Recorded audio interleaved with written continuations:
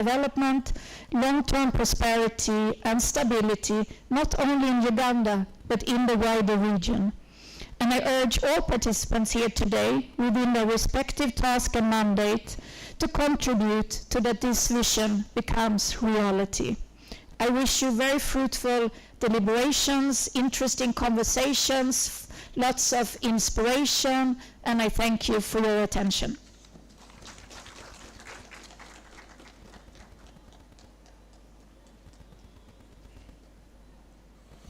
Thank you very much, Her Excellency Maria Hackinson, Swedish Ambassador to Uganda, for those remarks. Thank you very much. I'd now like to invite the Permanent Secretary at the Ministry of Gender, Labour and Social Development to also give welcome remarks, and thereafter I'll request him to invite the Right Honourable Amama Mbabazi to also give his keynote address. Thank you very much.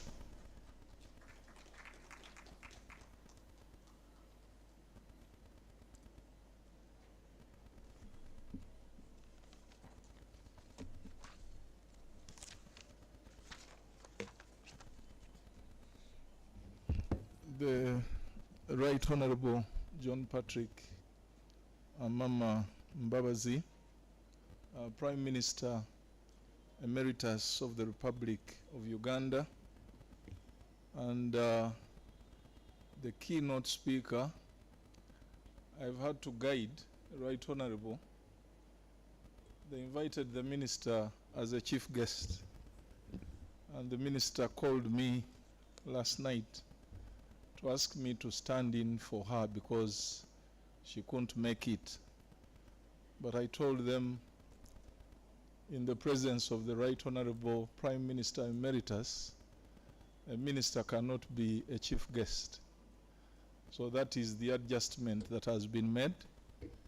I'll make remarks on behalf of the Honourable Minister, Betty Amongi, of Gender, Labour and Social Development, after which I'll invite the Right Honourable Prime Minister Emeritus to make his keynote.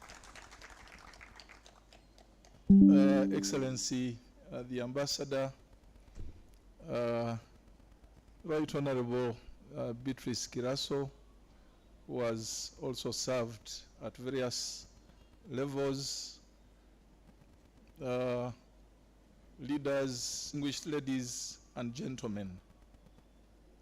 I would like first of all to again convey apologies of Honorable Betty Amongi, but at the same time appreciate the opportunity that has presented on my part, and which ministry has the mandate for community development and promoting inclusive socio-economic transformation and development. The Ministry of Gender, Labour and Social Development is rightly referred to as a people's ministry, because in terms of our mandate, we take care of the entire life cycle of a human being, right from childhood up to the point of exit. So that is a great honor, but also I'm privileged to have served under the Right Honourable Amama Mbabazi at the office of the Prime Minister, when by then I was an Under-Secretary and left after he'd also left the ministry to join the Ministry of Education, or rejoin. And from there, I was appointed as a permanent secretary, now at the Ministry of Gender, Labour and Social Development. So I'm happy and excited that the keynote speaker you have invited could not have been any other person than the Right Honourable Amama Mbabazi. Ladies and gentlemen, I would like to appreciate the conveners of this symposium. They have been named. I won't go through each by name. The timing of this symposium could not have been better than at a point when our country gears up for a major democratic exercise, the elections of 2026, but also beyond these elections. Another very important 5 years await us of implementing the fourth National Development Plan, the NDP4, which runs from the period 2025-26 to 2029-2030. This plan presents an important milestone towards attainment of our country's vision of a transformed Ugandan society from a peasant to a modern and prosperous country within 30 years. From the very onset, I would like to focus the discussion not only on democratic participation, and that is why I'm citing the NDP4, that is why I'm making reference to Vision 2040.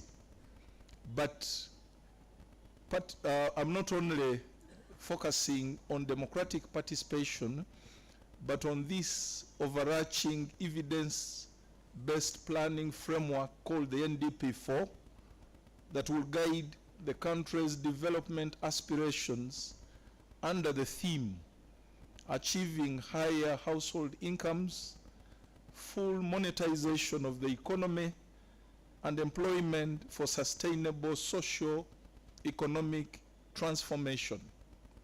For me, this is particularly important as the country's rallying call around which all democratic forces and well-intentioned citizens, particularly the energetic and productive youthful population, plus genuine friends of this country, should coalesce. We should coalesce around the vision of this country, coalesce around the theme of the NDP4. With a well-crafted national ideology for the youth, regardless of your political inclinations, and inclusive national programs that promote participation of all our people, Uganda stands to reap demographic dividends from our youthful, energetic, and productive population. This, though, must be a deliberate effort on the part of government, and the very reason enhancing human capital development along the entire life cycle, plus strengthening good governance, security, and the role of the state in development, for me, stand out prominent among the 5 strategic objectives of the NDP4. We should leverage these and the opportunities for mass education, improved health, life expectancy that offer to nurture our young people and position them as vanguards of the country's development. Ladies and gentlemen, Uganda is said to be second to Niger as the country with the youngest population in the world, with 55% of our people under 18 years of age. And as you've heard from My Excellency the Ambassador, 73% of our people are below 30 years of age. The National Population and Housing Census of 2024 revealed that the country's population of 45.9 has only 5 in every 100 aged 60 and above. Within every 100 Ugandans, only 5 are 60 and above. The country's youthful demographic presents both opportunities and challenges in providing education and employment. This survey observes that the country's labor force, 15 years and above, is 25.5 million, of which represents 57.4% of the population, but with an unemployment rate of 12.3%, and the share of youth 15 to 24 years of age who are neither in employment, education, or training standing at 4 million, representing 42.6% of the young people. Our task, therefore, ladies and gentlemen, as we discuss the role of young people in building a democratic, united, and prosperous Uganda, is to do this objectively, do this by, first of all, temporarily putting off our partisan lenses. And I must salute the conveners for making sure that there is representation from the different political parties in this country.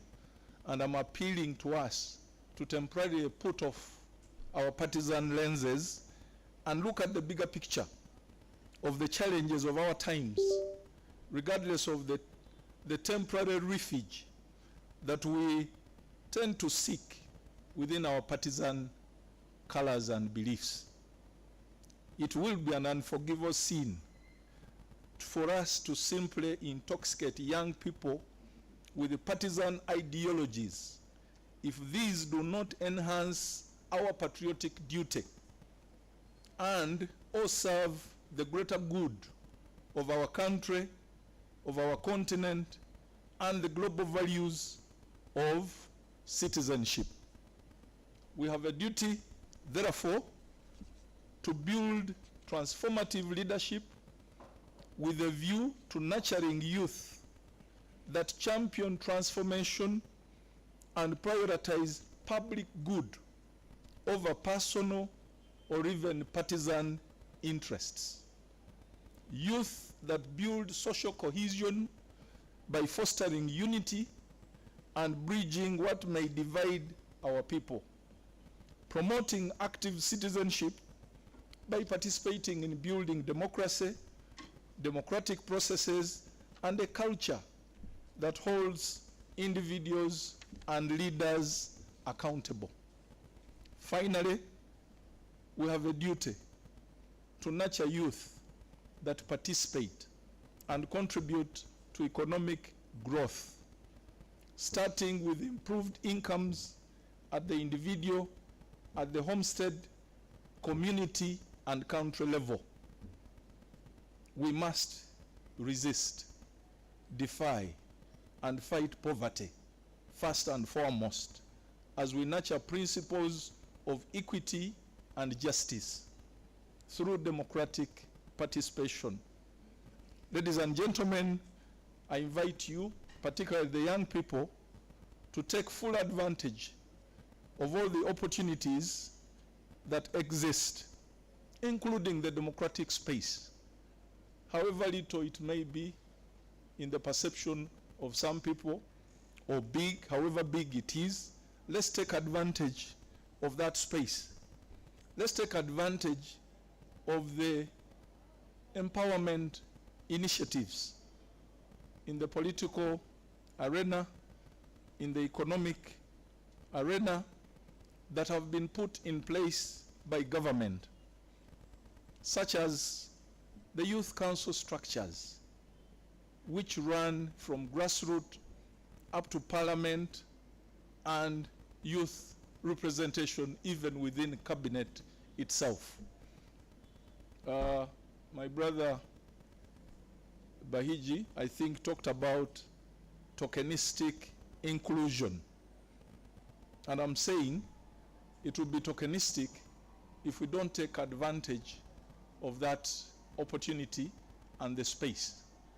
Otherwise, if the political parties organized and have representation throughout all these structures, then youth participation will be enhanced, will be strengthened.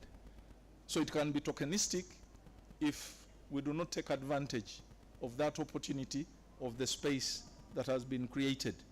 But I'm also aware, and as a young person, I'm one of those who were the pioneer leaders of the Uganda National Students' Association. Before we even talk about the National Youth Council and the grassroots structures up to national level, we have the Uganda National Students' Association for youth in schools and education institutions. And I'm very proud. I've attended a number of meetings of UNSA, and UNSA is a true initiative that provides an opportunity for young people to participate. We came up, thank you, we came up with a slogan when we were forming UNSA in 1987 of "We struggle for liberation." And the liberation was not only political, but liberation which is also economic, because for you to enjoy the democracy you are talking about, you must start with capacity to stand as an individual respected in your own right. And that's where the economic liberation becomes very important. But there are also other opportunities. Many of you here belong to different faiths or faith-based groups. There are youth structures under the faith-based organizations, and there are youth leagues, the representatives of the political parties. My concluding remark is that we should continuously and endlessly mobilize. The Pan-Africanists have a slogan of "Don't agonize, please organize." And that is what we need of the youth of this country. Ladies and gentlemen, with those remarks, it is now my singular honor and privilege to invite the Right Honorable John Patrick Amama Mbabazi, Prime Minister Emeritus and keynote speaker, to address this National Youth Symposium. You are welcome.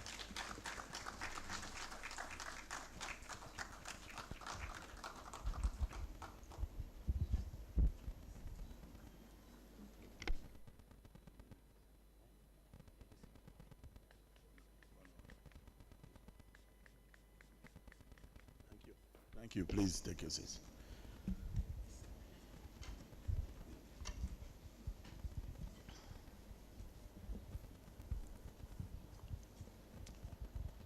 Thank you, Mr. Agure Chibenge, Permanent Secretary, Minister of Gender, Labor and Social Development, representing your minister. Your Excellency Maria Håkansson, the Ambassador of Sweden to Uganda,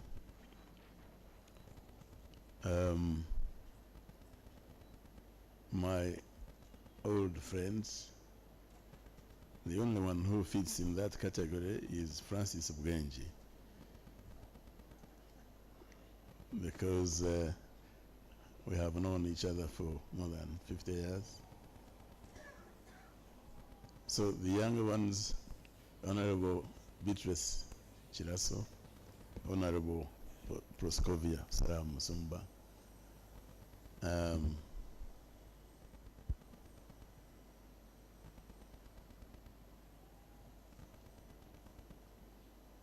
I tried to listen in to the introductions, but I didn't get the names and titles of the many dignitaries that were introduced. But so let me address you as distinguished guests, organizers, and partners from the Netherlands Institute for Multi-Party Democracy, represented by Mr. Primus Bahiji, fellow citizens, especially the youth of Uganda, ladies and gentlemen. Good morning. Still morning? It is my great pleasure to join you today at this pivotal gathering. I thank the organizers, particularly the NIMD, for inviting me and for creating this vital platform for Uganda's young leaders. Indeed, nearly 20 years ago, I first linked Uganda with the NIMD through the introduction by Uganda's ambassador to the European Union, My Excellency Miriam Black. I interacted with them. I visited the headquarters in The Hague, and I was deeply impressed by NIMD's success in fostering unity among political parties in the Netherlands. So I recommended to His Excellency Yoweri Museveni, the President, that we engage with them. We did. And here they are. The rest is history. So I'm very humbled to be before you in the presence of so many dignitaries. I kept listening to what the expectations of the participants were, and they were looking forward to hearing from the panelists. Now, since I am not a panelist, I was not sure that you would listen to me. Secondly, I am supposed to deliver a keynote speech, but as Her Excellency said, all these people who spoke before me, including herself, actually made what tantamounts to keynote speeches. So should I continue? I was wondering.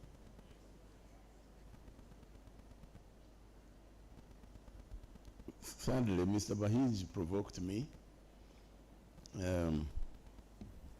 because he knows I don't have much time here, but he wants me to delve into something that I think would require a lot of time for you to understand fully.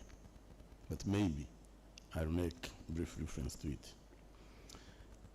So today we come together to reflect on 2 decades of multi-party politics in Uganda.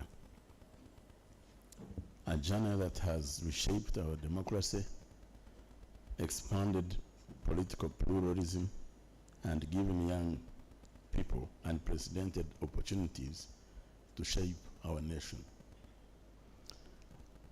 As the revolutionary thinker Amilcar Cabral, I am sure you're all acquainted with it, as he observed, I want to quote, he said, "Each generation must, out of relative obscurity, discover its mission." Let me repeat, each generation must, out of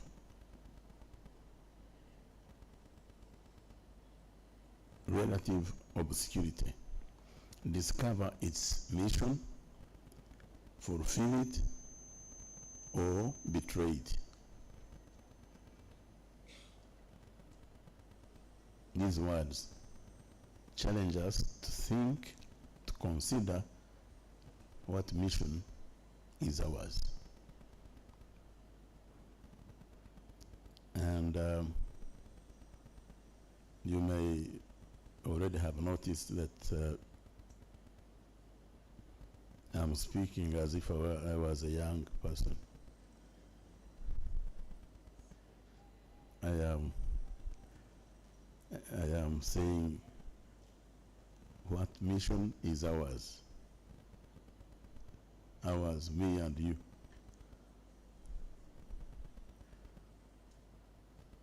Although I stand before you in my 70s, as you may know, I assure you my mind remains as curious, as energetic, and as forward-looking as any young person's. I make it my daily ambition to learn, to adapt, and stay in step with the times, just as you do. So when I say we, meaning me included among the youth that I am addressing, that is the context in which I include myself. When I joined Uganda's liberation struggle, I was still a university student at Makerere. Our leader, Yoweri Kaguta Museveni, was similarly young. He had just graduated from university. This is when I joined the armed struggle for the liberation of the country. Together, we fought for a democratic and transformed Uganda. Although we have yet to realize every aspiration, we can take pride in the progress made. Foundation stones laid for peace, constitutional governance, economic stability, and institutional checks and balances. On 28th July 2005, Uganda formally returned to multi-party democracy. And I think this is where Mr. Bahiji wanted an explanation what we meant when we said restoration of democracy. This is a huge subject. Many of you maybe were not there to follow that debate that we had, but my colleagues, Beatrice, Proscovia here, of course, Francis Wenje, and others, because they were to some extent involved. And I have seen in the concept paper, that was given to me, I think made by NIMD, they kept referring to the movement period of governance as a single party rule. In fact, they even say that parties were banned. This is not correct. The movement system was an alternative system of governance, as is stated in our constitution today.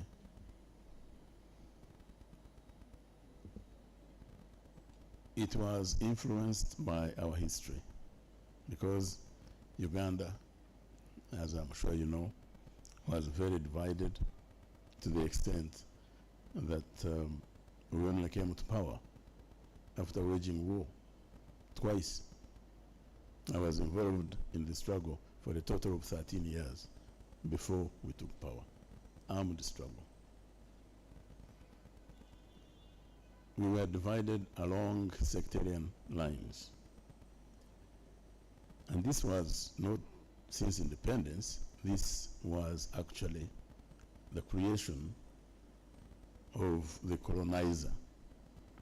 Because again, you may know that the British followed the principle of divide and rule.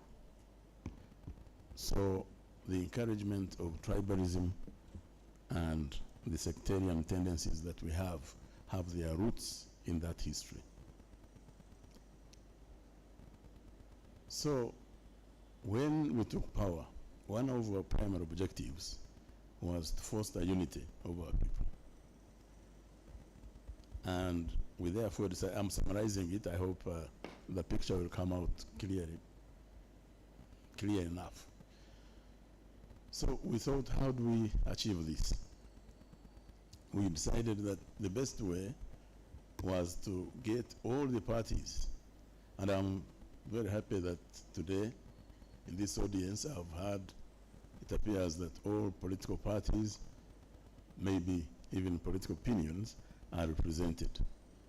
Political parties, I've heard of some, that I hope I'll shake the hand of one of the newest of the political parties, PFF. Because when I shake Proscovia's hand, it will be a new experience.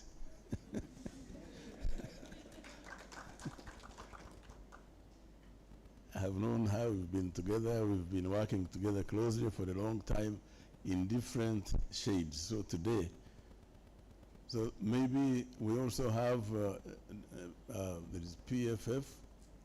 Is there PF or DF? The one of DF, is there someone from DF? Not yet, they are still building. So we thought that the best way to unite our people was to meet as you are gathered from various political angles and work out things that were common between us. For example, everyone in Uganda at that time wanted peace because we had had many wars of turmoil. Everyone wanted peace, irrespective of their ideological orientation or any of those grounds that separated us. Wanted peace. So we all agreed, let's have peace. Uganda's infrastructure had been devastated completely. I used to take a day to travel from Kampala to my home in Kanungu, a whole day, 12 hours. And that was because I had a very strong vehicle, as you can imagine. To go from Tororo to Kisoro would take, sorry, my apologies. That's, I think my phone is telling me that I am veering off my speech, but they should blame Bahiji, not me. So, the infrastructure had collapsed. Our industrial production was zero. Our education system had collapsed. All these things which had collapsed, we were all in agreement, needed to be worked upon. So we agreed that we draw what I call a minimum political program, encompassing all the things on which there was consensus, where everyone agreed we needed to do together, and then form a government comprising everyone, okay, to do that. So that's why, you see, we had this idea of individual merit. Normally in elections, it's a competition of ideas about how to run the country and things like that. But in this time, that was not the debate. The debate was restoration of the state, Uganda, and we are all in agreement. So we said, since the program is agreed, elections should be to elect those most competent to implement it. Are you with me? Those most competent to implement it. Another reason was that one of the biggest problems of sectarianism at the time was that, you see, Uganda, if you engage, Bahiji should not provoke me into this, because you see, Uganda was, and even to a large extent today, a one-class society. I had a debate with some of my colleagues in 1973, because we all agreed that Uganda was largely composed of peasants, even today. Isn't that the case? So we have a class of peasants. In other countries, like the one represented by Maria, Sweden, they are different. They don't even have peasants. They have classes. You have class society. And these classes are based on interests, not associations. But Uganda,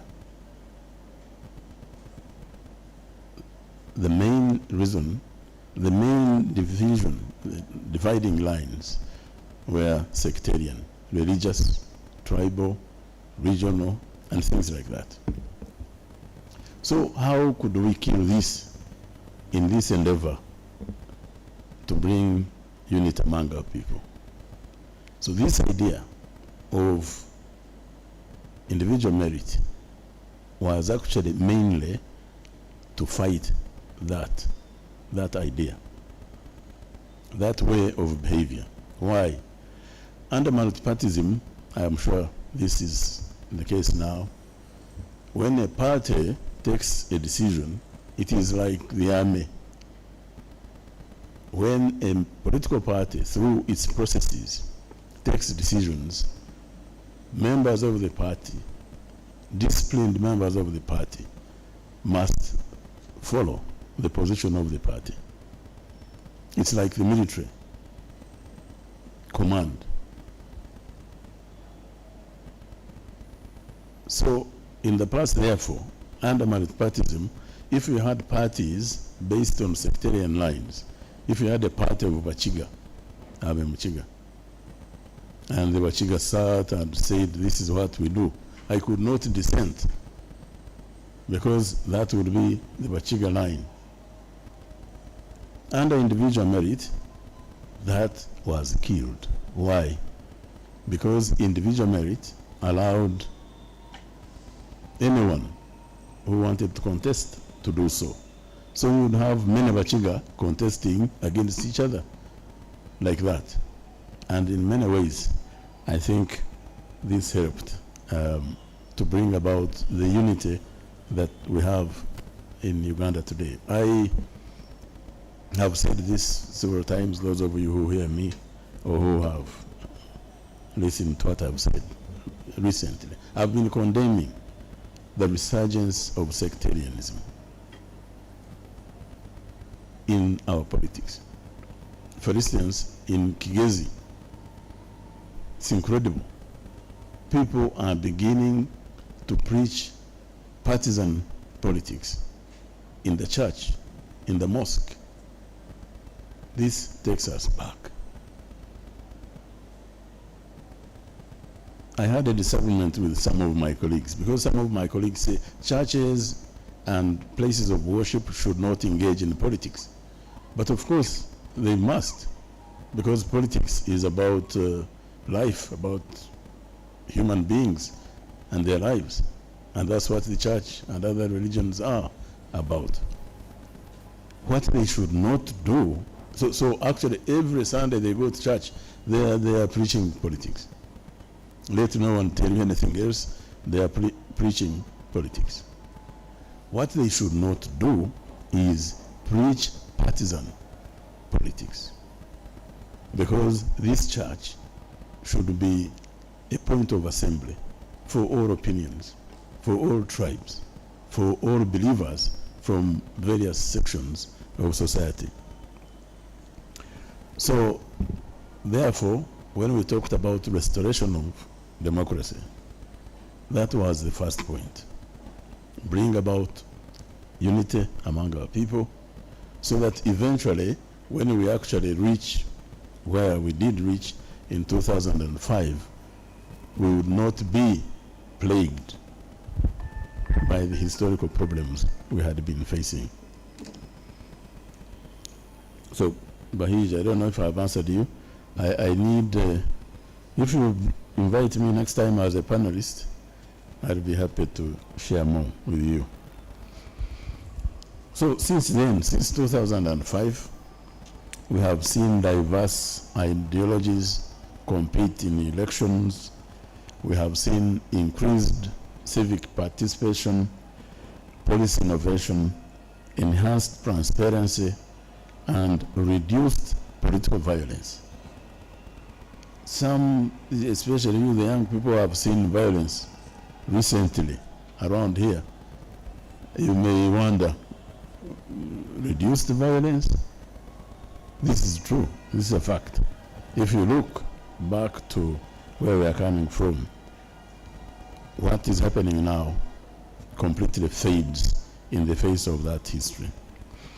Yet challenges persist. Partisan polarization, insufficient youth engagement, misinformation, fake news, limited civic education, and financial barriers that bar many from full participation, especially the youth, because it is the youth that obviously don't have the resources, because politics today is commercialized. So that excludes you. If for you to be successful, you must have money, then you are then excluded. So these are challenges that still persist in our democratic journey. So as other speakers before me said, who are the youth in Uganda? In our laws, youth are defined as those aged 18 to 30, with the National Youth Policy extending this to 15 to 30. According to UBOS last year 2024 report, over 70% of our population is under 30. I got a more precise figure, I think, from the ambassador. 70 to be, she was saying 73%. Youth aged 18 to 30 account for 22.7%. And those below 18 for 50.5%. This demographic reality is not mere a statistic, but a mandate. The future leadership and prosperity of Uganda rest upon your shoulders, because this is where you belong. So, what could I summarize as your role as young citizens? Number one, active participation in democracy. Move from the sidelines into the arena. Register to vote.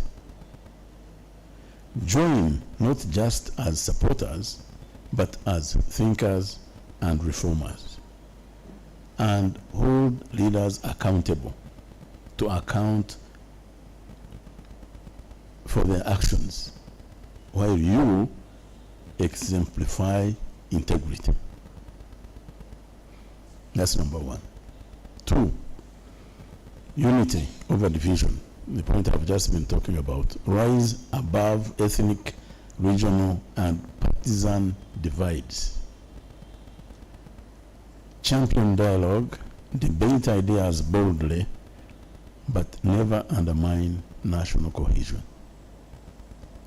Again, I played a key role in the establishment of IPOD. IPOD is inter-party organization for dialogue by members of parliament. The whole idea was to establish a platform because you see we compete, we talk different things, so we wanted to create an atmosphere where we could meet,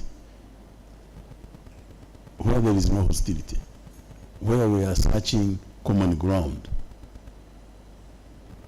So IPOD was supposed to be a platform that gave opportunity to all the political parties to interact together, and in so doing, the opposition would influence. I can tell you, I was leader of government business. I can tell you many times in my time in parliament, when the opposition had a point that we thought was a good point, we did not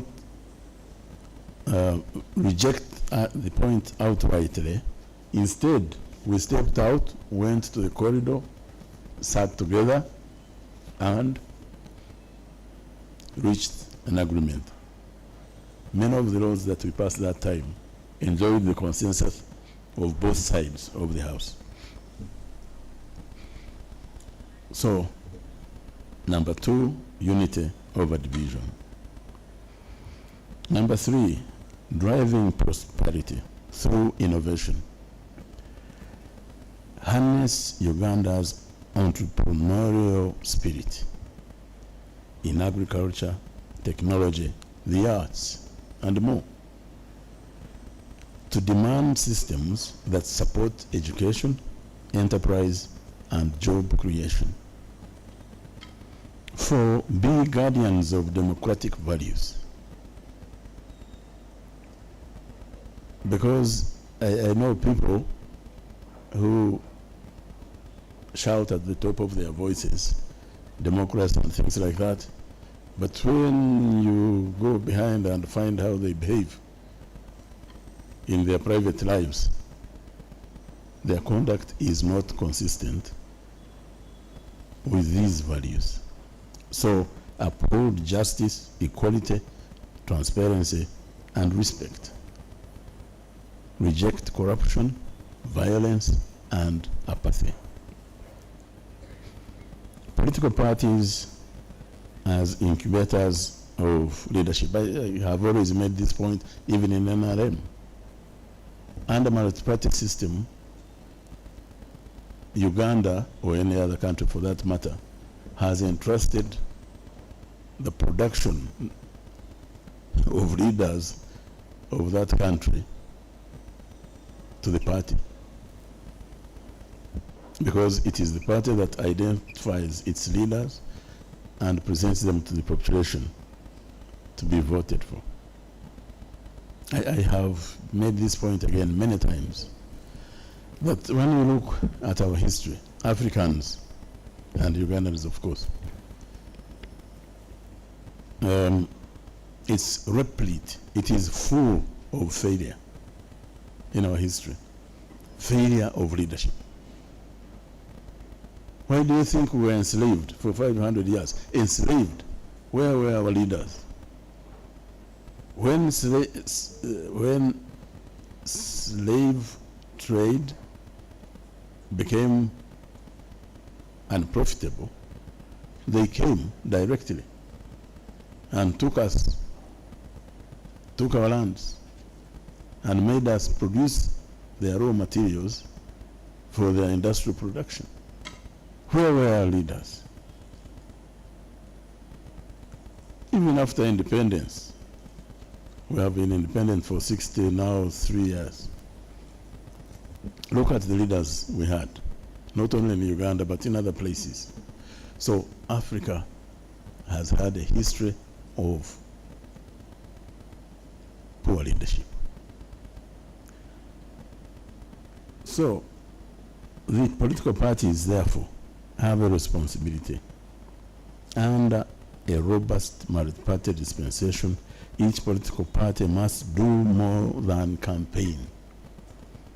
It must identify, nurture, and equip future leaders. And this requires the following: structured leadership pipelines from grassroots mobilization, youth wings, and mentorship schemes to officer in training programs so that talent is recognized and activated at every stage, every level. 2, formal cadet to candidate pathways. Rotations. Some of you may doubt this, me saying it, may be even term-limited positions within youth forums. Term limits. Because I've had people who shout at the top of their voices about term limits, and they are leaders without term limits themselves. So maybe in this process of building leadership, we should even consider term-limited positions within youth forums and transparent selection criteria to ensure merit-based, generationally respectful transitions.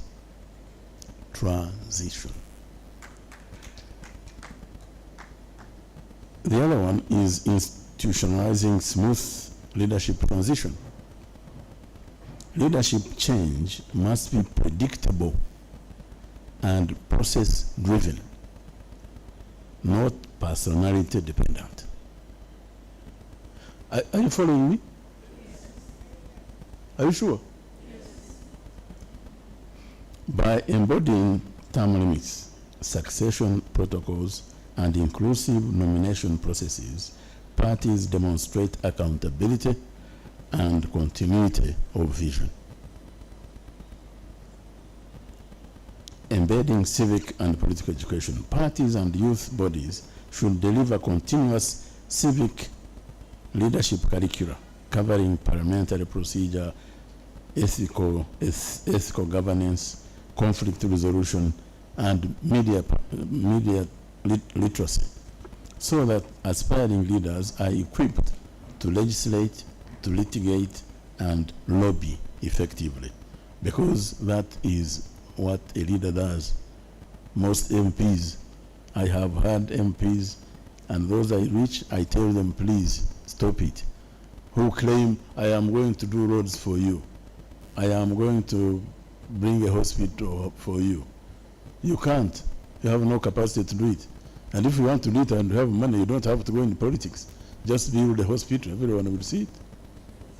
So your job is mainly advocacy, to know the problems of your people and go where decisions are made to attend to them. Fostering cross-party youth collaboration. Healthy competition need not preclude cooperation. Establish inter-party youth councils, joint policy labs, and hackathons where young leaders work together on national interest projects, reinforcing unity amid diversity.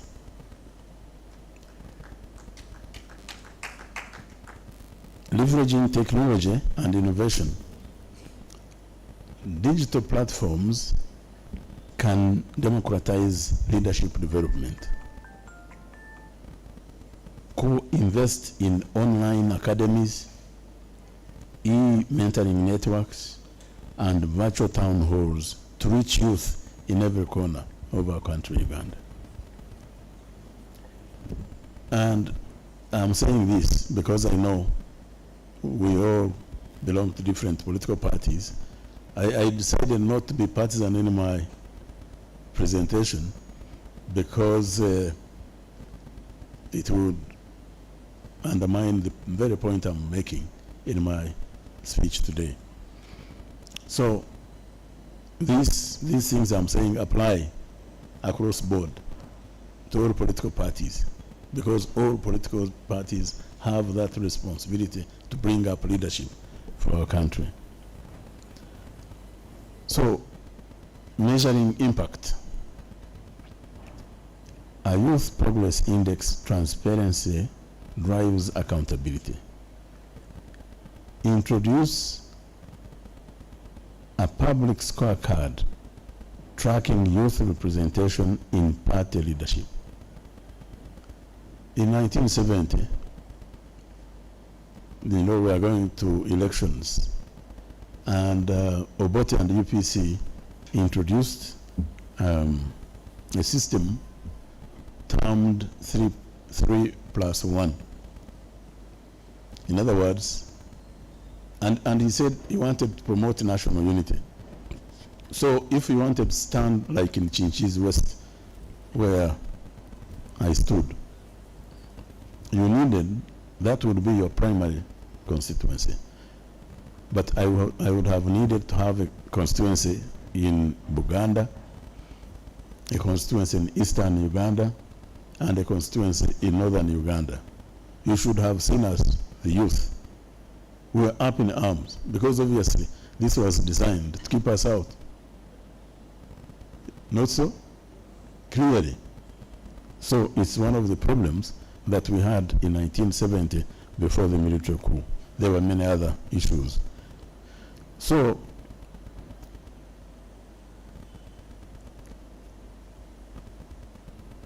an index must be established, a metrics system which I introduced when I was Prime Minister in government, measuring impact of all these efforts for the youth. Then, of course, there is the question of the demographic dividend. Uganda's vibrant youth population represents more than a statistic. I think Mr. Kibenge made this point. It represents more than a statistic. It is a powerful economic opportunity. When the working age population grows relative to dependence, countries can unlock a demographic dividend, a period during which increased labor supply, savings, and investment fuel accelerated growth. Yet, this dividend is not automatic. To realize it, we must do the following: invest in education and skills, equip young Ugandans with quality education and vocational training to meet market demands. I don't have to say what you know. We produce so many graduates. They are on the streets, unemployed. And it's not because there are no jobs in the market. No, it's because of a mismatch between our education system and the labor demands. The labor wants people with skills that our education does not provide. So let's equip young Ugandans with quality education and vocational training to meet market demands. Create decent jobs. Foster an enabling, this is now by government, by the way, but the parties can also do it within themselves. So foster an enabling environment for enterprise, especially in manufacturing, agriculture, value chains, and the digital economy. You young people, I'm talking about digital economy because this is your field. Many of my age don't understand it, even don't understand the language. Strengthen health and social services, maintain a healthy workforce, and ensure social protection for the most vulnerable. Promote gender equality and inclusion. Guarantee that women and marginalized youth participate fully in economic and political life.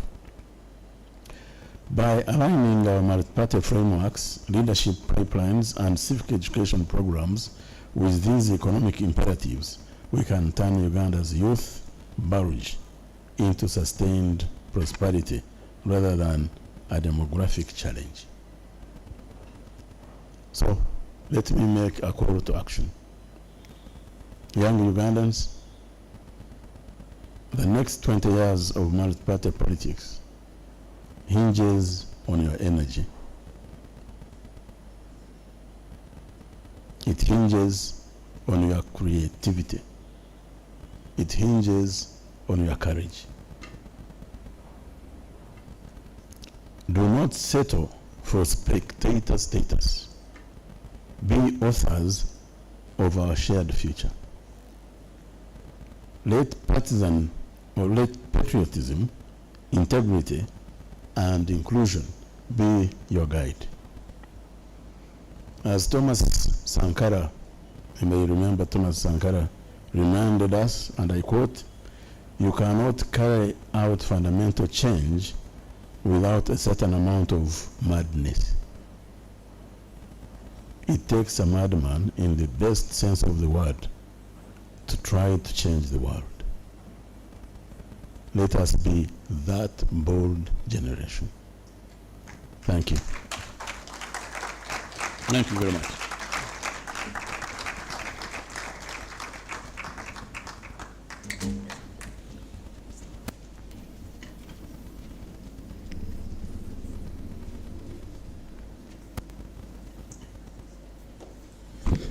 A standing ovation for Right Honorable Prime Minister Emeritus. Thank you very much for that keynote address. You may all sit. Thank you very much. And we are all edified.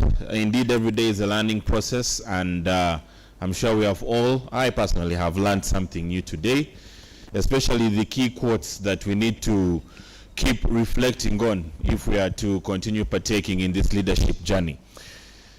We're going to have a photo session right now, and then we'll have a brief break, and then we shall return, and then we take on the panel discussions. We have our first moderator for the morning or afternoon with us present, and he will at that opportune moment introduce to us the panelists with whom he shall be engaging. For now, I would like to ask Mr. Bahiji to lead us together with our distinguished invited guests to where we shall have the photo session, I think at the ground floor, where we can all fit in. We have a quick bite, and then we return, hopefully in about 25 minutes by midday, and then we start our first panel discussion. Thank you very much, and see you very soon. I'll invite our music director to just have some light music going as we stretch. We shall have the photo taken from the ground floor. Yes. And that's also where the breakfast or the brunch has been served.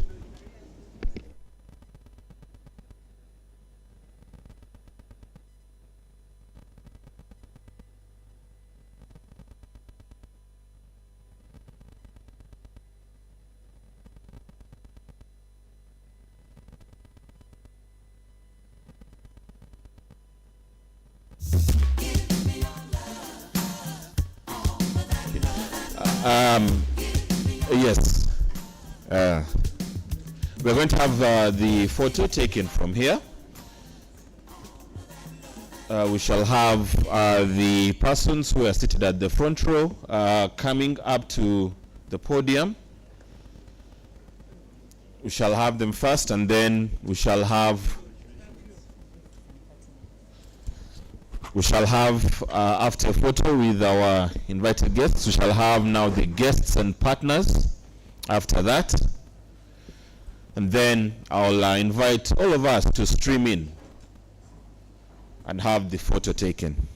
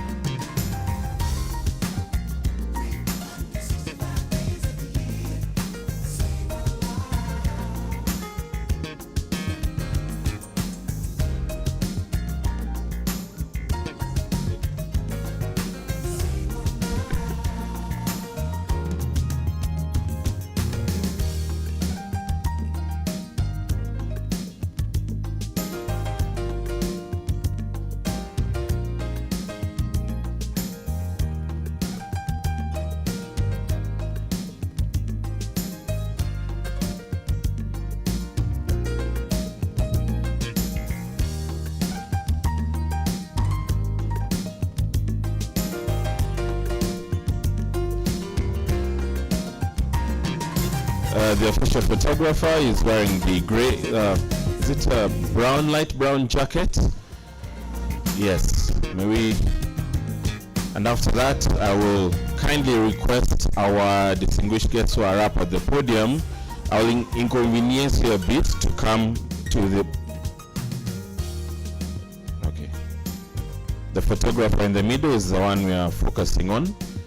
Right Honorable and distinguished guests, may we please maybe come down? Then the youth now can, all the members present can come up to join in the photo, so that we can use all the available space.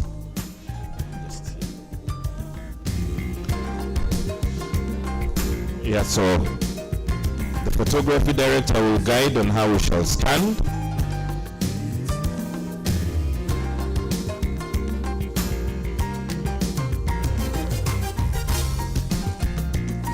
Ladies and gents, this photo moment is now yours.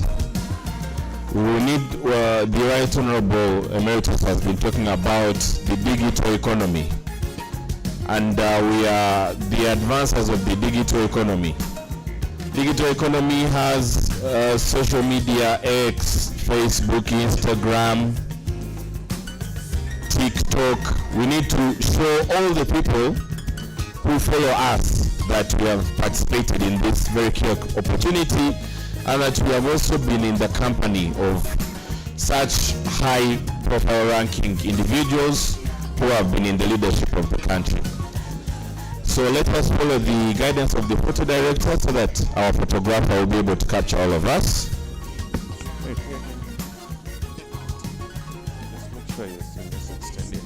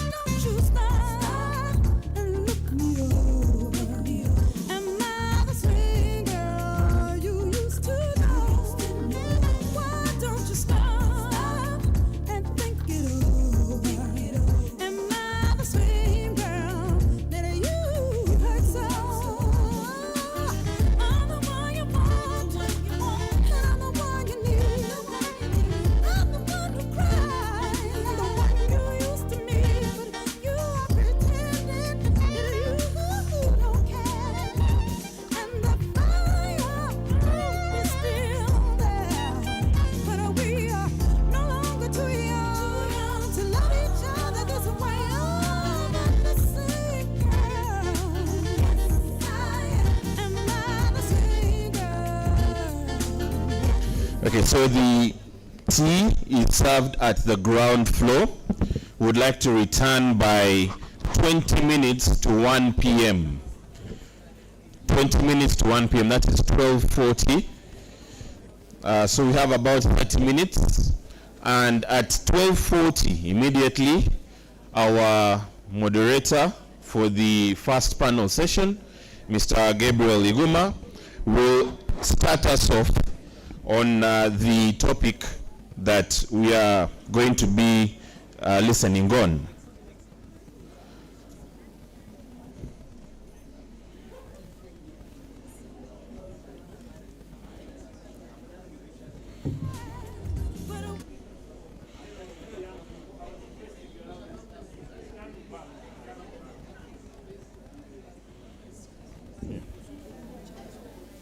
Please, feel free. We would like to give a very big thanks to our elder and former Prime Minister of the Republic of Uganda, Right Honorable Emeritus Amama Mbabazi, for his keynote address on the 20 years journey of multi-party politics in Uganda, with a key focus on the role of young people in building a democratic and united, prosperous Uganda. That keynote address has opened the way for our deliberations that shall take place during the course of today and tomorrow. But just to quickly remind you, may we please utilize the next the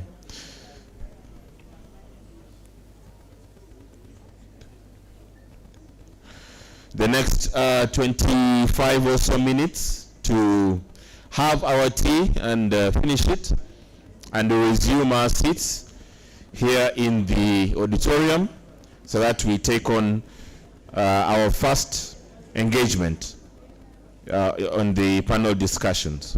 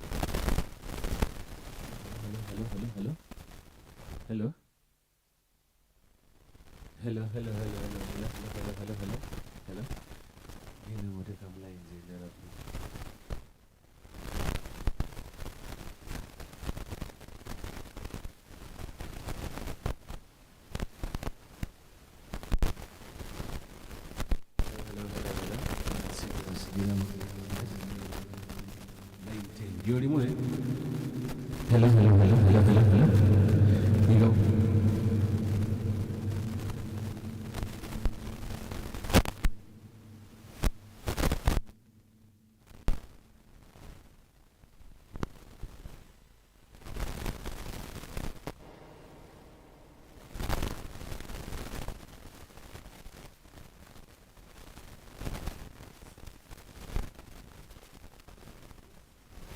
Yes.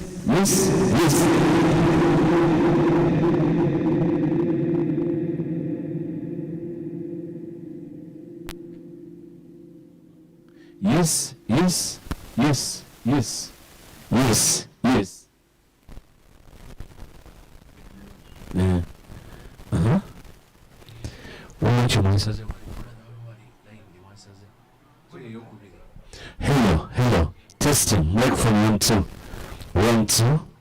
1 2 3 4 5 6 7 8 9 10. Check. How can you call it flat? Hassan. Query. Hello. Someone. Hello. No problem. They just so good.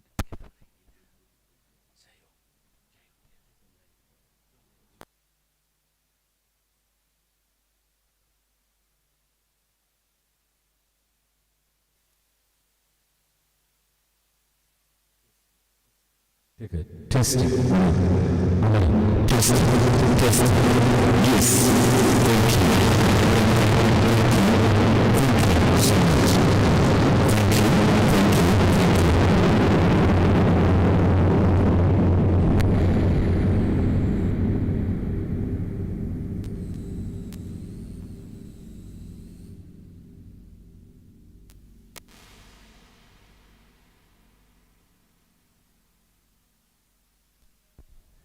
So much. Zuri. Take it. When look at this. Gain level DJ. 10. 11, 12, 13, 14, 15, 16,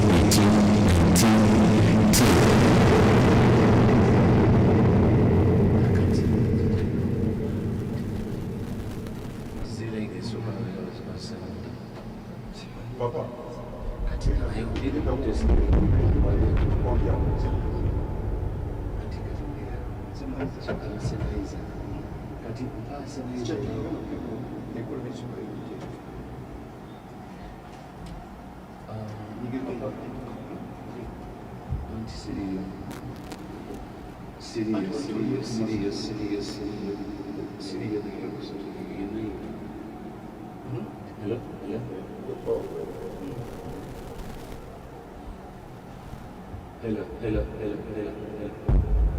Sure, this is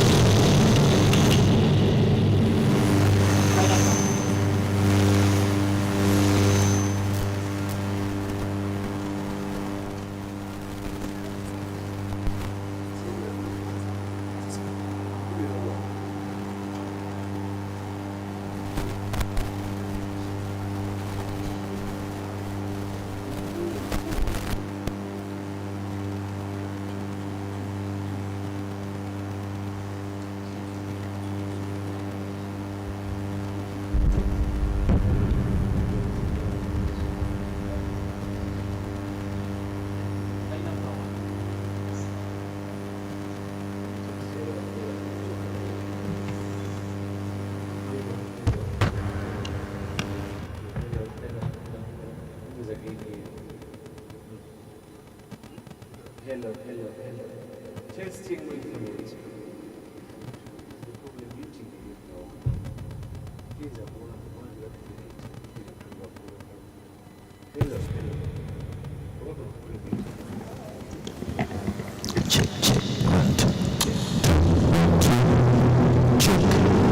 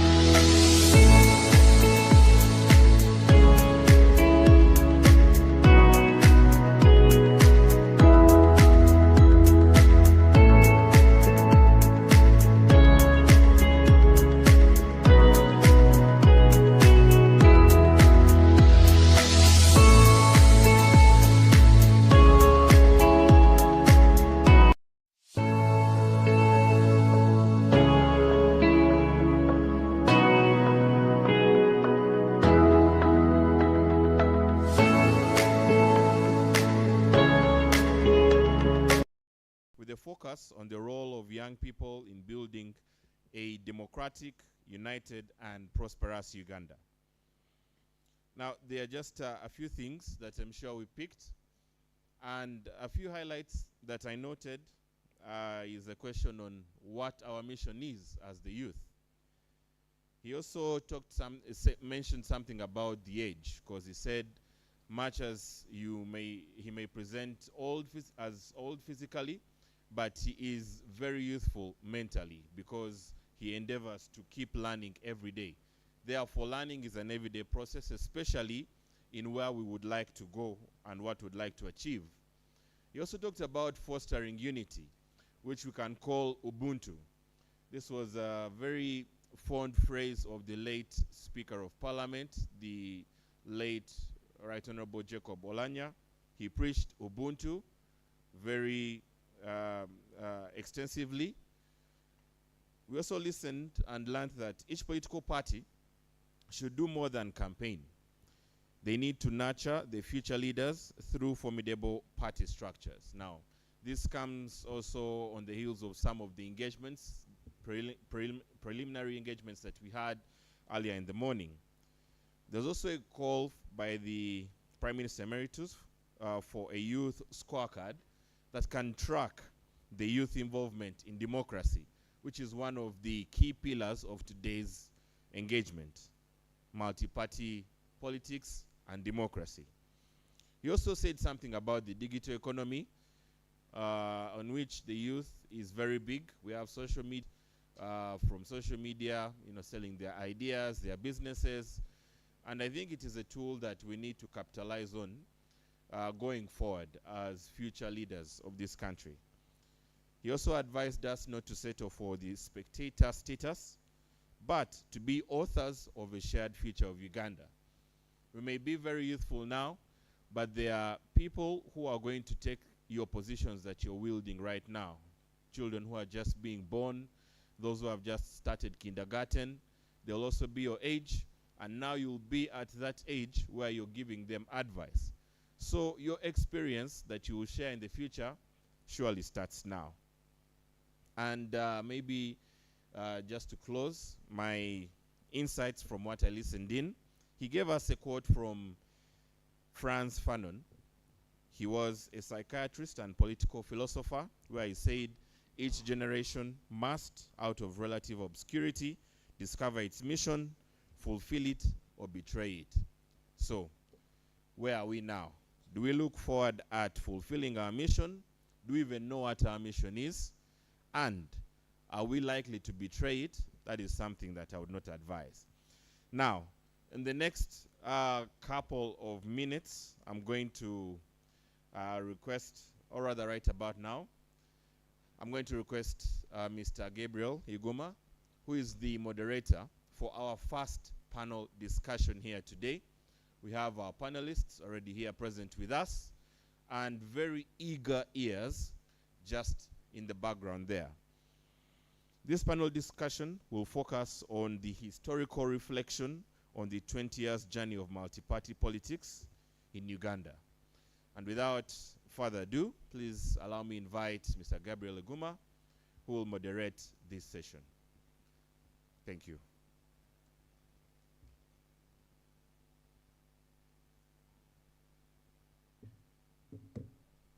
Thank you very much, Simon. Let's see if this does better. Does this do better? Probably. Let's see which of the two, which should I use? The gooseneck or the handheld? Probably the handheld. All right. Well, thank you very much, sir, for that welcome. Unfortunately, your audience does not share your enthusiasm of seeing me. Ladies and gentlemen, I apologize that I do not create as much excitement coming to the front as other people would. But I am delighted to be here. So whether you clap or you do not, for me, I am happy to be here. Simon, I was going to tell you that you have a really tough crowd today. Unfortunately, the Right Honorable John Patrick audience Babazis made some really powerful statements. But to get a hand clap out of these fellows, hey, I think you have to perform a miracle up here. This is not to scare my panelists. It's just to warn you. These people, they don't clap. Yeah, they don't clap. I'm sure we can do better. So when I invite the panelists, please, please, please, even before you hear their views, for them, they have done their part. That is why their name is on the list. You will clap for them to come, all right? Iguma Gabriel is the name. Once upon a time, I used to be known for doing a radio show on one of the radio stations, but because you're more familiar with new media, some of you may not be familiar with a show called Spectrum. I enjoyed doing that for a couple of years. And I thought I had retired from moderating. And then my senior brother decided to call me and ask me to moderate this panel. And if it has anything to do with young people, I am obliged to say yes, because I come from an agency called Restless Development, and at the heart of everything we do are young people. The central belief that young people have got the ability to change the world.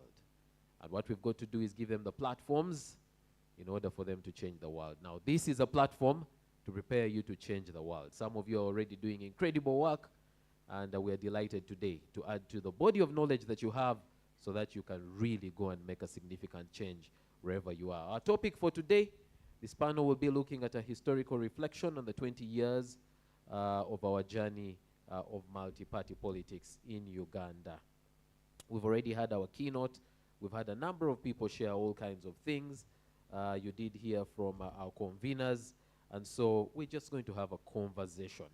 We did share with you a list of our panelists, and it's usually dangerous to do that, especially when you're not sure all of them will come. And so I am in that very tricky position of letting you know that not all our panelists are here, but we'll make do with the ones who have come. And then I probably will risk my job by doing something that is not on the script, but I'll go ahead and do it. Ladies and gentlemen, it is now time for us to exercise our hands as we welcome our panelists. And I will start with somebody that many of you should know. If you do not know her, you probably have heard a person who loves to be referred to as chairman, even when she is female. Yeah. Hey. The Honorable Salam Musumba. She is a veteran politician. You probably know her better for her work with FDC, but she's done amazing work through the years, and we are absolutely privileged to have you here today.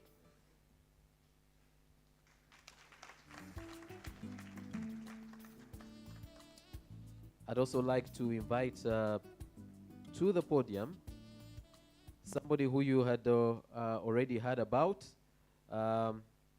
My colleague referred to her in present tense, and she said, no, that title is powerful, but now I am former, but she's still a very, very powerful person, the Honorable Beatrice Kiraso. She's a former director of the Southern Africa Office, UN Office Commission for Africa. If I have it correctly, also was in Iyala, right? Yes. Hey, Aish, you said yes, and now Secretary General of East Africa Commission. Yes, corrected. Please. So what I am going to do is I am going to speak less so that the corrections are not too many. Yeah. We have a former presidential candidate. And if you do not remember this person being a presidential candidate, please, you know that you are young.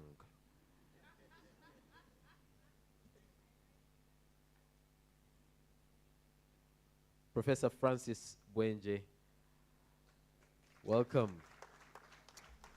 He is a lawyer, a politician, and quite frankly, a lot of knowledge walking over there. So welcome to the panel. The list has the Honorable Jimmy Akena. Honorable Akena, if you're here in disguise, please put your hand up. We have a seat for you. Okay. The list also has General Mugisha Muntu. He probably sent his apologies if he's not here. And the Honorable Mohammed Nsereko. Yeah, I think I still know what he looks like. He's not here either. All right. Now it's time for me to get into trouble. This wasn't part of my JD. But I just realized that from the time we started speaking in the morning, everyone that has held the microphone has been upwards of 35 years. And so, I'm actually going to get into trouble, but turn this into some electoral college, and we elect one young person to come and join the panel, because I do not believe that young people do not have something to say about the history of our multi-party journey. So, how do we select the person that's going to come and join our distinguished panel? Nomination. Hey, these people. Politicians. Nominations, yeah? Yes. You are the chairperson of the EC. We have only 3 minutes to do this.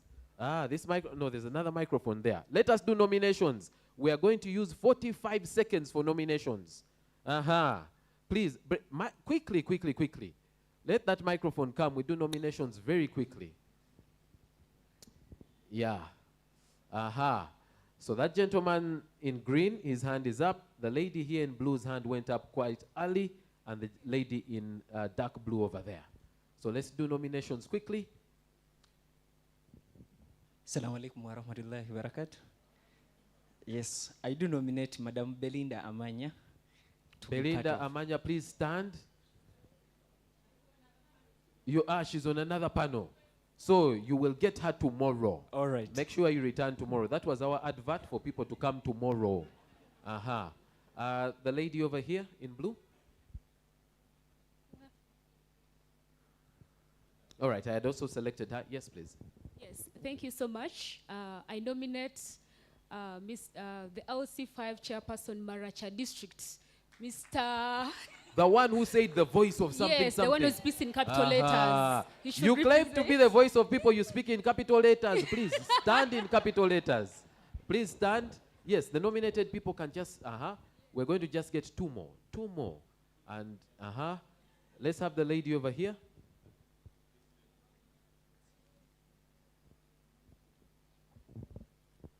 I nominate Mr. Francis Adepo.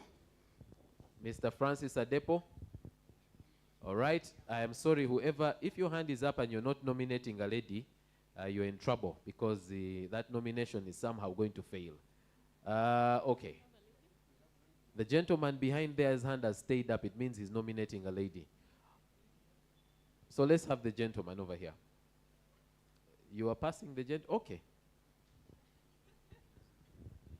Thank you. My name is Natega Christine, UPC, the Mighty Party.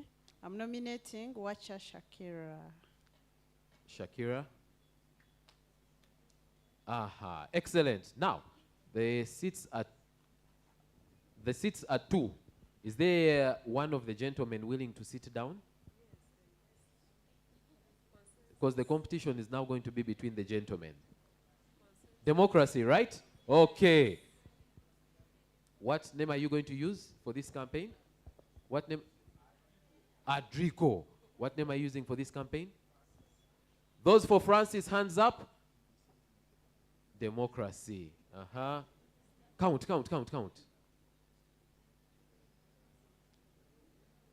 Those we can't campaign. We don't have time. Because once they start to campaign, then you'll say logistics. I know you people. Yeah? 26. Those for Adrico, you said, right? Those for Adrico. Now, you know how they say it in Parliament. The ayes have it. Adrico and the lady, please. Thank you very much, Francis. Excellent. I needed to make this introduction when the panel is constituted.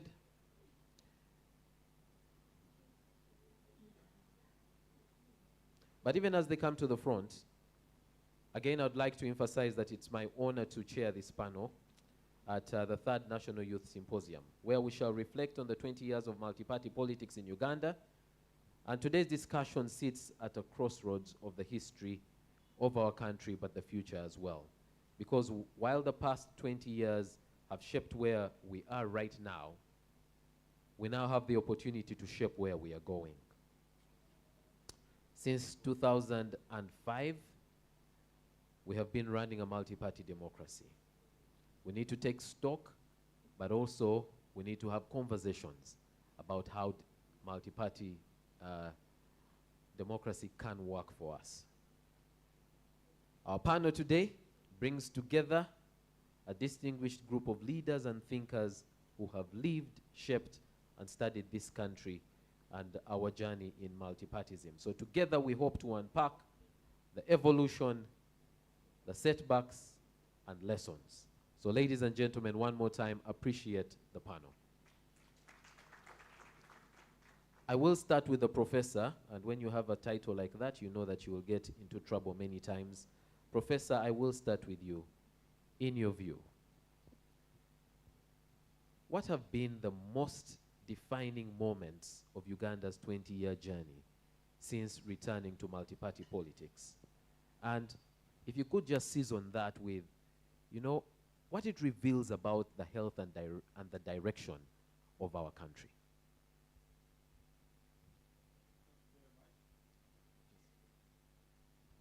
Thank you very much. Of course, the deciding moment is what one would term achievement.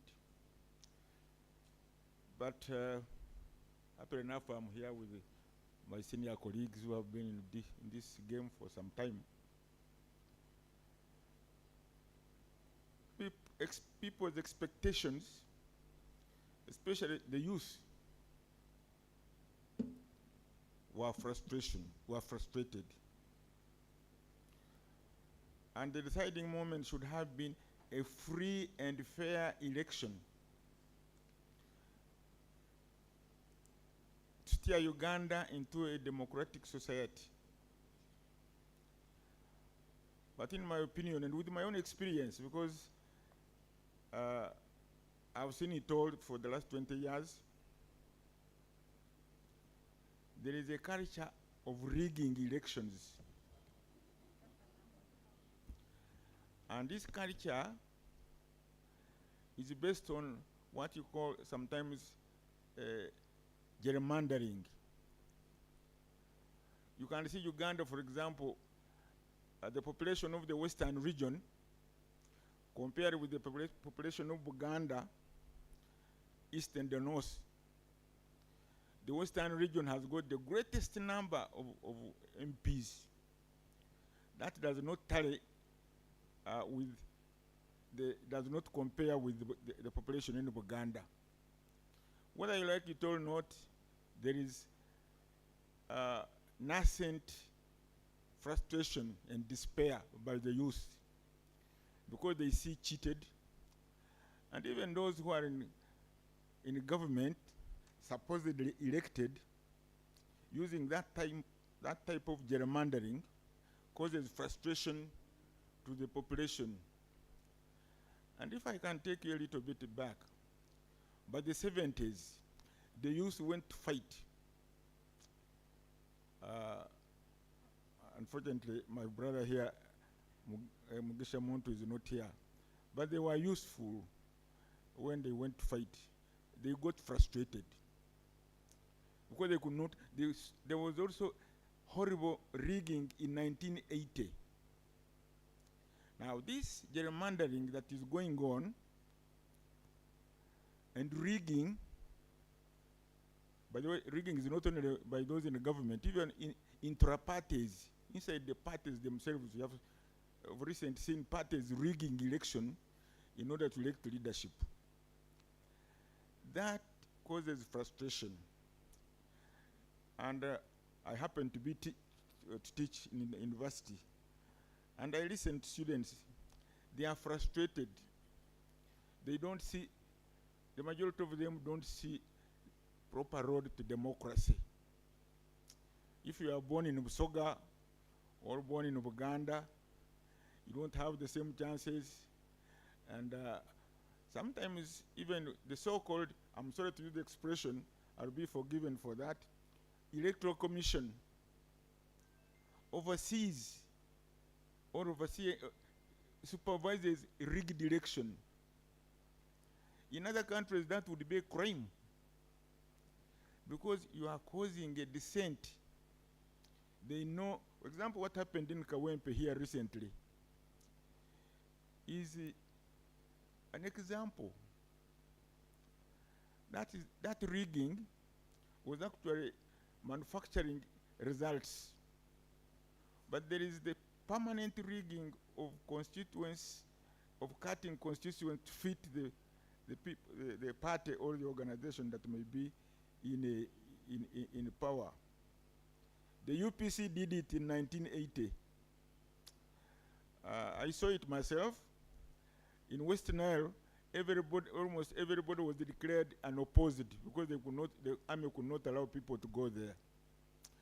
Here and in today, what you see is that definitely, if you cut constituencies according to counties and so on, the Western cannot have 3 times the number of MPs than those in Uganda or in Busoga, because we know the population. The population is there. These things, when you do gerrymandering, you are creating some dissent and dissatisfaction with the youth. You are creating a discord. And unless this is changed, I can see the future is going to be fiery. Many people will accept to be cheated and go home, but others will resist. You can go to court, others may even go somewhere else, which is dangerous for our democracy.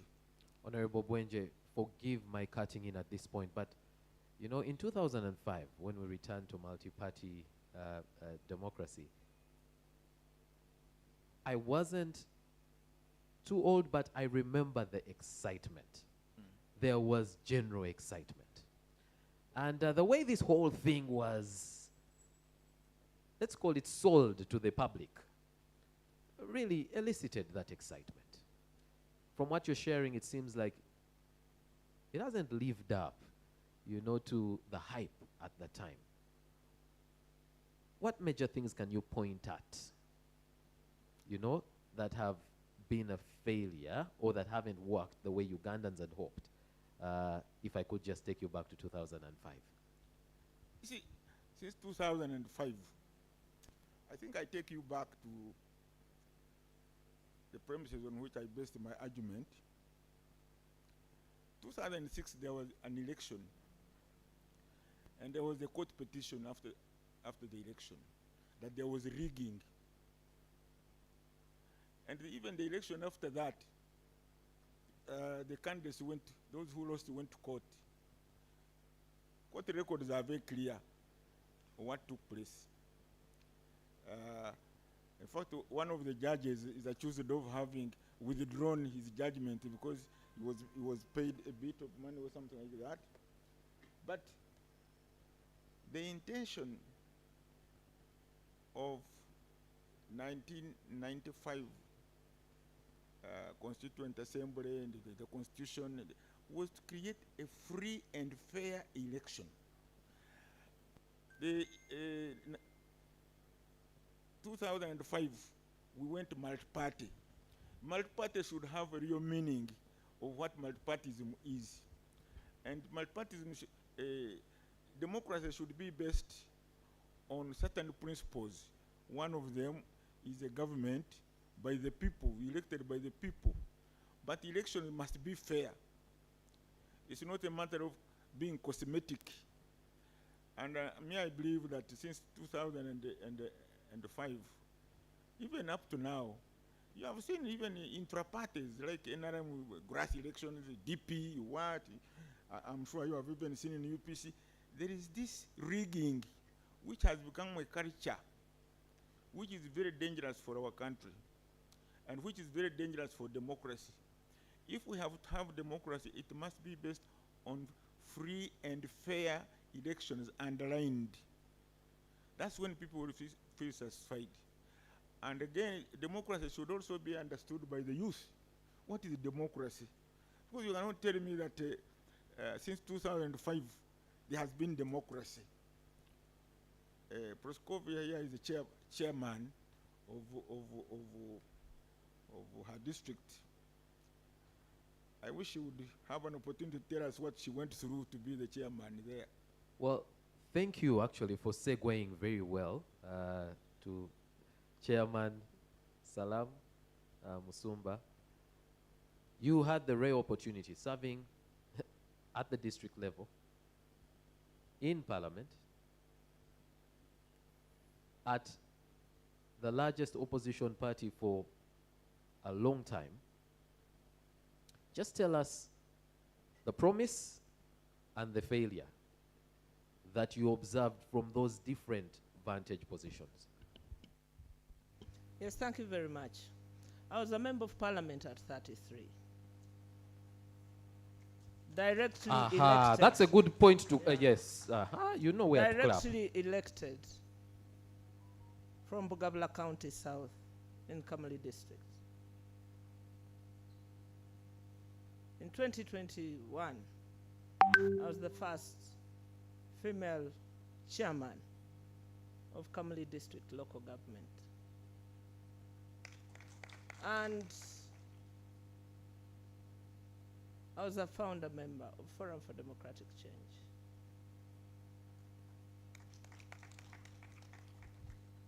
From those perspectives, what was the promise? Being born at independence time and going through all those leaderships of our country, I had made a promise to myself that when I get an opportunity, I'll build something better. And so when the time came for it, I did exactly that. And I continue to do so. It all starts from self. Who are you? Because you can't give what you don't have. Many of the people that call themselves Democrats are largely counterfeits. It's easier said than done. And so from my perspective in Parliament, having been elected as on individual merit, when we found ourselves in the 6th Parliament, then we coalesced into group merit, and as young people, we formed the Young Parliamentary Association. And the purpose was to reach out to the country and say, listen, look at us, here we are, the products of a new constitution, and we want a better Uganda. We are aspiring for a better Uganda. It didn't work. And so when time came and we said, listen, this is untenable. It's like when you're growing up. When they buy for you the little dress and you outgrow it, it is telling you that get a new dress. And so time came when we outgrew the movement system. And the guys who had the levers of turning the corner did not realize that we had reached that point. And so we ended up agitating. We later formed the Parliamentary Advocacy Forum, and the voice we were making out to the country was that, listen, this has outlived its value. Can we move on to the next step? And that's where the missing point is. We always miss the turn. And so we had a referendum as to whether we should go for multi-party democracy. And this too was corrupted. It was corrupted. And that when the process is corrupted, the output is equally corrupted. But yes, we went and had a referendum. Symbolically, the tree was for accepting to go multi-party, and the House was to remain in the movement system. And so the House fell, the tree fell on the House. I think that's the first failure we experienced symbolically. And so we set up multipartyism reluctantly. It was a trade-off. The trade-off was that we have an amendment to the Constitution to remove term limits, which was the biggest safeguard we had provided for ourselves as a country, and also have multipartyism. But the pressure was so much, we were really sick and tired of the movement system. And so we were born forcibly, and so we have existed as parties forcibly. And by the way, NRM has never accepted that there's any other party with legitimacy, with a grounding, since the establishment of the multi-parties. It locked in 1980. And so we have Bushmen wanting multipartyism and democracy. It doesn't happen. That's why you see it is not neat. The software of multipartyism is not within the Bush infrastructure. It is not. So what we have now is to deconstruct that thing and give ourselves the opportunity to construct something called multipartyism. I had hoped, I had prayed, I had worked in the hope that in my time we would have a robust, tamper-proof multi-party system. And this is the tireless 20 years I spent in Forum for Democratic Change doing. 20 years of my life. Building a robust party that would withstand, that would weather all the storms. And it didn't. I counted it as a casualty. And so I moved on to create another party, the Front, the People's Front for Freedom. In all those, I can tell you that when you work with crooks, the output is exactly that. When you work with Democrats, the space for dialogue within is also available for you to nurture a viable, competitive entity, a political platform on which you can have voice and choice. So young people, being a young person is not a permanent feature of life. It's a stage in life. We have all been youth here, very versatile youth. You look at us here.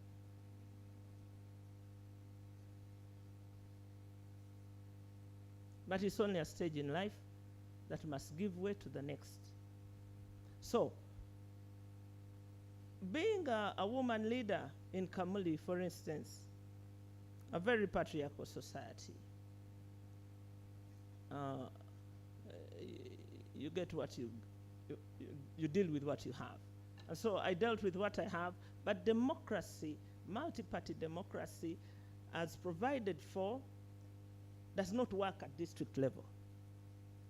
And it's not even working at legislative level, because it has been administratively subverted.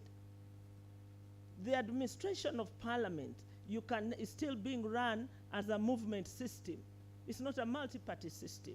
For instance, if I ask you today, what does NUP stand for in the area of education? Do you know?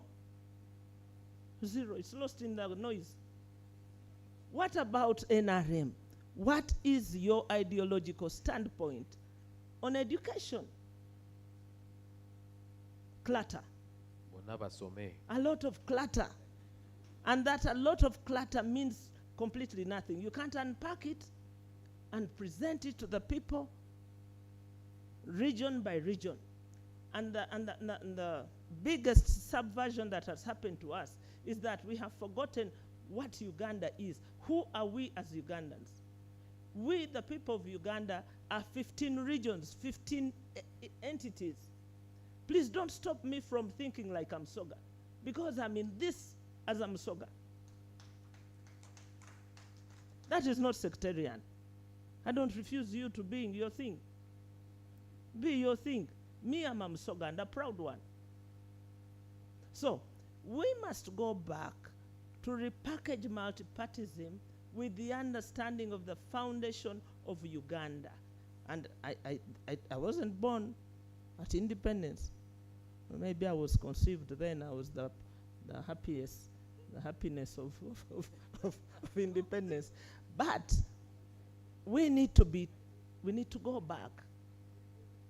We need to go back at the foundation of who we are. And you know, this is all at the gate, at the entrance, at Wankachi, of Parliament, of who constitutes Uganda. Now it looks like it's the army that constitutes Uganda. No, sir. So there's a lot of corrections to do, and what we have is not multipartyism. It is an effort, a drive, a continuous struggle towards it. But I think a time will come when we have just to stop this thing and start ever again on the right path. Thank you very much. All right, thank you very much. I'll actually skip to the young people, because in that submission you also did talk about youth not being a destination. It really is a stage, and yes, you will exit it. I tried to hold on, but yeah, I couldn't hold any longer. And I'll go to the extreme end. I'll start with the gentleman. Your reflections on our journey. You are a leader, and therefore you've interacted with the ills and probably the benefits of a multi-party democracy. If you could just give us your reflection, and where, in your view, we either got it right or got it wrong. Thank you, ladies and gentlemen. As stated earlier, my name is Adrico Fred. I speak in capital letters. Yes, that is my identity as a person, and it's a brand to me as a young person as well. When we talk about the multi-party democracy in Uganda here, since 2005 up to today, we have got achievements in the multi-party democracy, as well we have got serious setbacks, because the multi-party system that we are talking about has literally kept us captives. Just like we are under one party. Because you can't tell me that we're in a multi-party dispensation when the electoral systems are not being free and fair. When you are always intimidating people and you are fighting the opposition that you see is a threat to you. Because as we are fighting, when I'm fighting with you, or you are fighting with me, if your hands are in a captive, like chained like this, and your legs are chained, will you really be in a position to fight with that person whose hands are free? Definitely, the answer is no. So, Parliament, are they there? Yes, we have the youth MPs. They have given us, the young people, the privilege to be in the youth MP category. But are those youth MPs really visible in the Parliament? I come from northern Uganda. Do I even know my youth MP? No. Why don't I know him? Because he's not even there in the Parliament. He may be in the Parliament, maybe waiting for allowance or any other things as to say yes, but not really representing the views of the young people who sent him there. Look at the national youth, what that person there, which I don't want to stress myself with, because I don't feel the impact as far as the young people's cries are concerned. Look at the recent amendment which was passed. What was the stand of the youth representatives in the Parliament? Look, what about the democracy brought in the women inclusion? What are the views of the women had in the Parliament? Yes, we have the vice president who is a woman. We have the prime minister who is a woman. Are we hearing their views even? Yeah? Their views are not being heard. Even I've not known the importance of the vice president in this country. Yet currently it's a woman. So I want to say we are in a position whereby this thing called democracy has just been placed there as a tool to like put us, just like put us in a tin whereby we cannot save ourselves. We are packed in one tin, ready to be slaughtered by this regime. That is what is happening. So, Thank you. Adrico, yes. you keep some points for later. But I think this is the point where you look in the camera and say, the views expressed by the people here are not necessarily the views of the...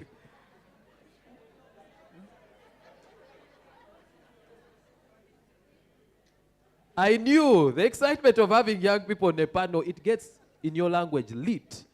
No, thank you very much for those views, and sorry for cutting in. Very soon you'll start getting sense of the lunch, and it will be hard to keep your concentration. So let's try and go through this very quickly. And you ended on the point of representation even beyond youth. You brought in women, and that's one of the things that came with multipartyism, that we claimed there was going to be representation of all kinds of shades, of all kinds of opinions. And one of the things you've said, really, do we have that? So, Shakira, if I could come over to you. And Shakira, please help me. Are you from the NRM? Well, thank you very much. First, hold on. Are you from the NRM? Not really. I'm in trouble. Okay, but no, please go ahead. Okay, my name is Wacha Elizabeth Shakira, a Northern Youth MP to come, 2026. First of all, I would love to really... First, wait. And you say the Northern Youth MP has done nothing. You're the one planning to come and... Yes. You people. I see what you're doing here. Okay, please. I would love to assure my brother here that much as you haven't seen your Northern Youth MP, but you've got an opportunity to sit next to the upcoming Northern Youth MP. And also have a panel discussion with. Okay, well, driving back to the point of multi-party democracy existence since 2005. Of course, in every organization or anything sort of that, we always have achievements and milestones. We can't really only look at the milestones and the challenges. First of all, looking at some of the achievements that I see that it's in existence with the multi-party democracy. Number one, I look at unity. Since its existence, before, it wasn't really very easy for we, the youth, to converge in such a sitting like we are today, and we discuss as individuals from different political parties. Much as there are some challenges that we see, but we ought to also appreciate the people who came up and stood for multi-party democracy.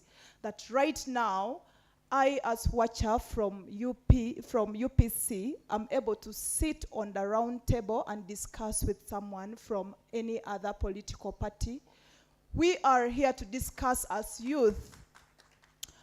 For the time I've been in this academy, there isn't any day when we sat and discussed issues as political parties. We've been discussing as youth. We've been bringing issues on tables, and we discuss and address those challenges as youth. Please, I appreciate the organizers for that. Number two, still looking at unity, I see this has really promoted fairness.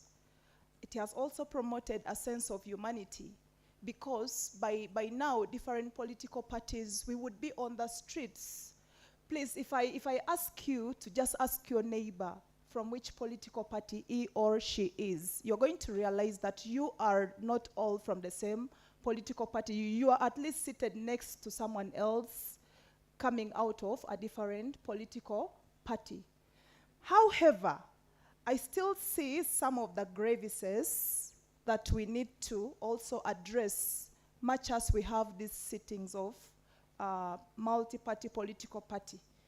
But before I get into those grievances, when we look at the mental health challenges, when we sit like this, we are able, each of us, we are representing, we the youth, we are representing people from the grassroots because they are unable to reach here where we are. But because of this sitting, we always come together and we agree. We have those challenges from the different grassroots where we come from. However, still, this is my recommendation because I believe this is not the end of multi-party democracy sitting. I still recommend that the number of youth representation in the parliament still remains very low. We can't really have only, basing on the statistics of Uganda, we see youth are, we have the highest number basing on the statistics, but you get to realize that in the whole of Uganda, we only have 4 youth leaders in the parliament. This is really not fair, much as we are still in a democratic world.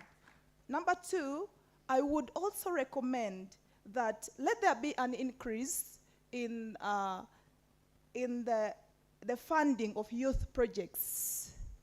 And much as these fundings are going to be there, don't mix us with older people. Because when we look at like GROW project that came in, you end up mixing us all. When we look at projects like the PDM, yes, much as the government is advocating that all this is in place, but we need specifically youth projects. And that would be the major core of our sitting here. When we sit and we discuss something, we really ought to see it in place. All right, great. Well, if I could just piggyback on something that you said. Youth MPs, there's 5 of them in Parliament. At the beginning of this Parliament, one of the things that was celebrated was how youthful the Parliament is, all right? Yeah. And certain people have referred to it as, you know, substance and form. Now, there are many youthful people in Parliament. Does this solve the problem? Well, much as there are many youthful people in the parliament, but if we have youth MPs themselves, they will really be there to address youth issues. But us having many youthful people in the parliament, they're representing their constituencies. But we need the ones we are calling the youth MPs. All right. Okay, well, thank you very much for the views. Please, appreciate her for her views. Honorable Kiraso, there's usually a danger in coming last because they have waited for you and they really would like to. And unfortunately, my question to you goes a bit away from, you know, the context in which we've had the discussion. There's a way in which you look at yourself, but it's also important to know how others look at you. You did do significant work at the regional level. And there's a positioning of Uganda in the region. You've had some of the opinions on how we look at ourselves, on how we performed the last 20 years of multipartism. Among our peers, what do we look like? How are we doing? You know, and we could be thinking we're doing badly, and yet among the dwarfs we are a bit tall. Thank you so much, Gabriel. I'm before an audience that I think I know quite well. Many of these people, we have interacted at the Uganda Democracy Academy, right? How many are graduates of the Uganda Democracy Academy here?